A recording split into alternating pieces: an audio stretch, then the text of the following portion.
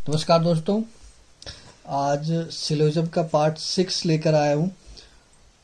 जो last video मैंने बनाया था इसका पार्ट 5, उसमें जो मैंने बात किया था वो ये कि इंडिविजुअल स्टेटमेंट अगर दिया हुआ हो तो उससे जो कंक्लूजन होता है वो किस तरीके से निकालते हैं। तो आज जो मैं वीडियो बनाऊंगा वो काफ़ी स्पेशल वीडियो है। मैं आज आपको डिफरेंस बताऊंगा कि जो डिफरेंस ओनली वाले स्टेटमेंट और ऑल वाले स्टेटमेंट में क्या डिफरेंस होता है। आज मैं इसके बारे में बात करूंगा। और मैं आपसे कहना चाहता हूं कि अगर आपने जो भी सिलोजिज्म का जो आपने स्टार्टिंग से नहीं देखा है तो मैं डिस्क्रिप्शन में इसका लिंक डालूंगा। आप सारे पार्ट्स को जा करके वन बाय वन आप अपने टाइम के हिसाब से देख सकते हो।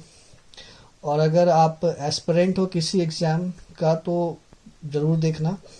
मैं उम्मीद करता हूँ कि आपको बेहतर तरीके से समझ में आएगा, क्योंकि मैं जो वीडियो बना रहा हूँ वो काफ़ी बेसिक्स से स्टार्ट करा है मैंने, एक एक बात को बताया मैंने, और मैं धीरे धीरे करके कोशिश कर रहा हूँ एडवांस तक लेके जाने की।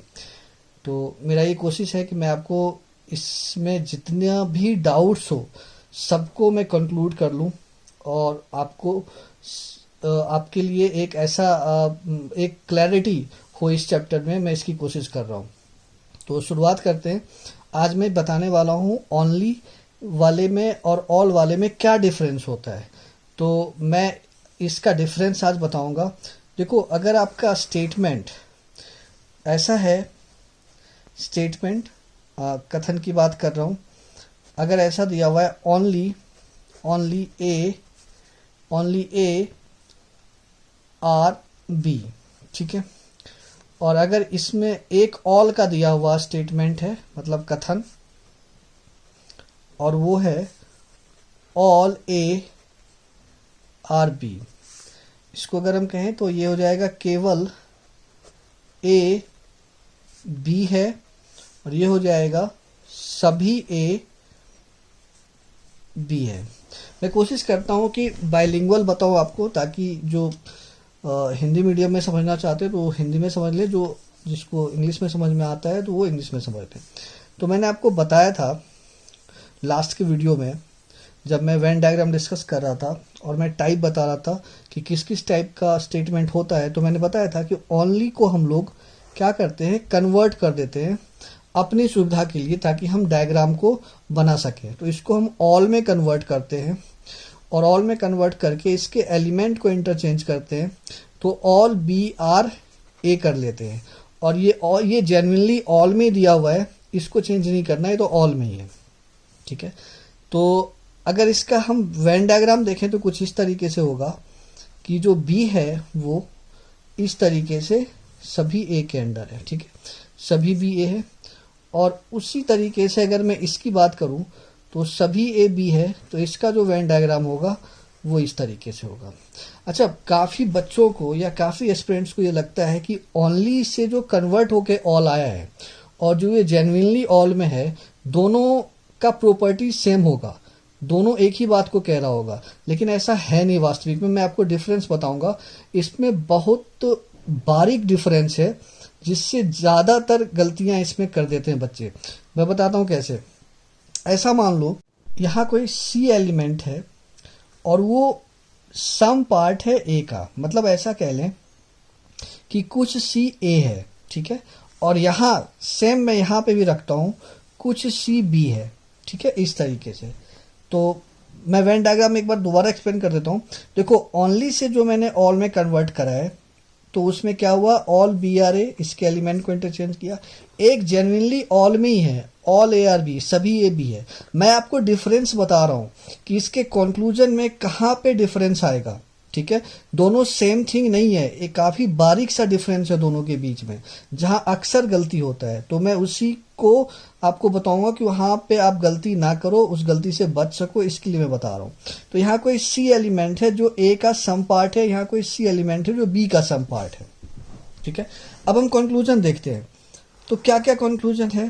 तो अगर मैं यहाँ पे कंक्लूजन देखूं, ठीक है, निष्कर्ष की बात करूं, तो एक निष्कर्ष मैं यहाँ पे लेता हूं कि मैं ऐसा कहता हूं कि सम सी आर बी, ठीक है, कुछ सी बी है, करेक्ट, ठीक है।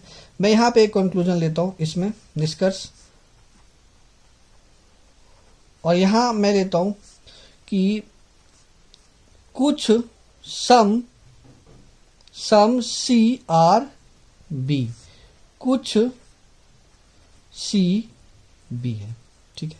मैं आपको बताता चलूंगा, देखो अगर मैं सर्टेनिटी की बात करूं, ये दोनों कंक्लूजन सर्टेन हमसे पूछा गया है, ठीक है।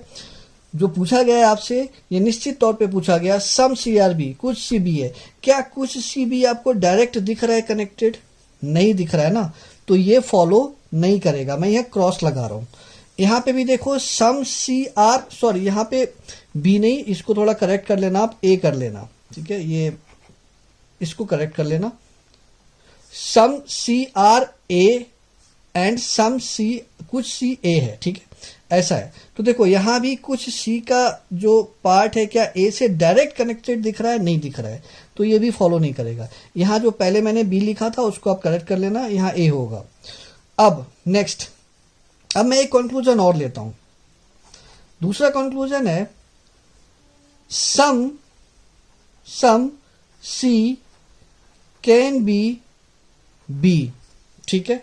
मैं यहां पे लेता हूं दूसरा कंक्लूजन, सम सी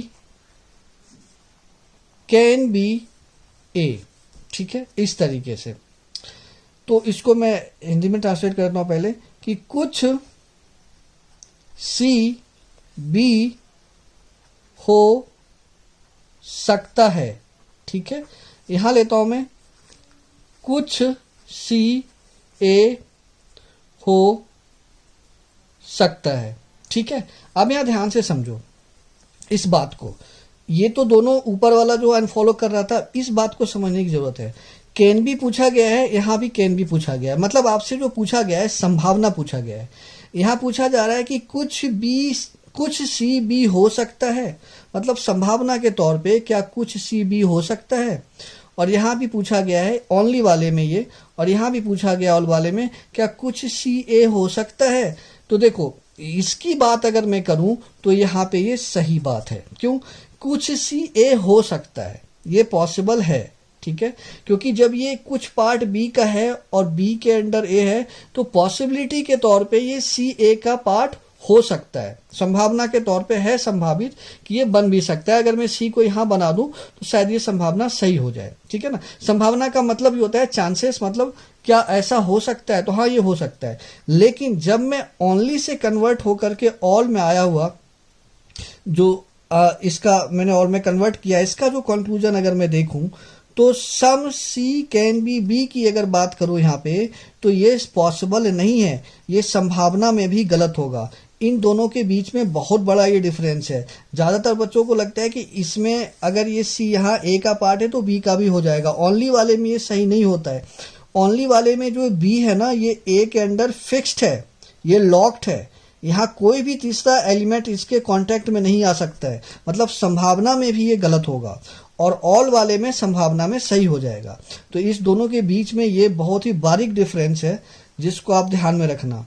मैं उम्मीद करता हूं कि आपको ये बात अच्छे से समझ में आ गया होगा, और मैं आगे जो वीडियो लेके आऊंगा उसमें अभी जो मैं बता रहा हूं एक एक ऐसी ही बात मैं आपको बताता जाऊंगा। काफ़ी मैं सोच रहा हूँ काफ़ी बेसिक्स बताने के बाद ही आपको डायरेक्ट में स्टेटमेंट कंक्लूजन और जो क्वेश्चंस आता है उस पे लेके आऊंगा। तब तक के लिए धन्यवाद।